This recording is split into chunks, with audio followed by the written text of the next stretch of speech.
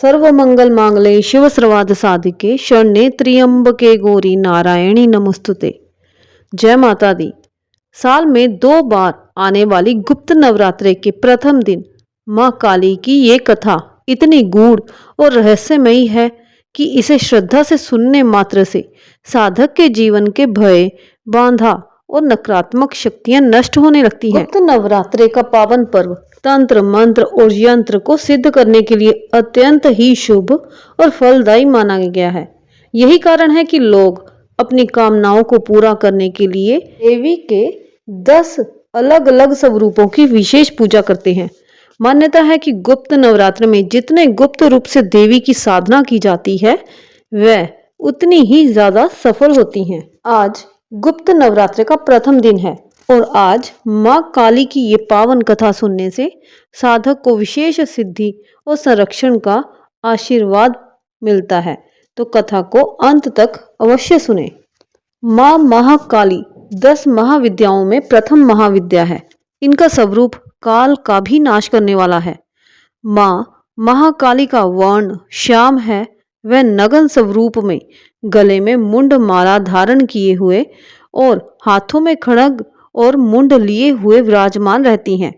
वह शिवजी के वक्ष स्थल पर स्थित होकर ये संदेश देती हैं कि जब शक्ति जागृत होती है तभी सृष्टि का संचालन होता है। गुप्त नवरात्रि में माँ महाकाली की साधना विशेष रूप से तांत्रिक, साधक और गृहस्थ भक्तों के लिए फलदायी मानी गई है। पुराणों में वर्णित कथा के अनुसार एक समय दैत्य शुभ और निशुंभ के अत्याचारों से तीनों लोक त्रस्त हो गए। देवताओं ने माँ दुर्गा का स्मरण किया। देवताओं की प्रार्थना सुनकर माँ दुर्गा के मस्तक से एक अत्यंत उग्र और तेजस्वी रूप प्रकट हुआ। यही स्वरूप माँ काली का था। माँ काली ने प्रकट होते ही दैत्यों की सेना का संहार आरंभ कर दिया। उनके उग्र स्वरूप और गर्जना से पृथ्वी कांप उठी। जब रक्त बीज नामक दैत्य प्रकट हुआ, जिसके रक्त की प्रत्येक बूंद से नया दैत्य जन्म लेता था, तब माँ काली ने उसकी प्रत्येक बूंद को अपने मुख में समेट लिया और उसका संपूर्ण नाश कर दिया। इस प्रकार माँ काली ने दैत्यों का संहार कर देवताओं और सृष्टि की रक्षा की। लेकिन युद्ध के उपरांत माँ काली का उग्र रूप शांत नहीं हो रहा था। तब भगवान शिव स्वयं उनके मार्ग में लेट गए।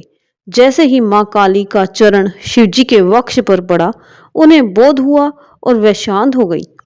ये लीला दर्शाती है कि शक्ति और शिव का संतुलन ही सृष्टि का आधार है।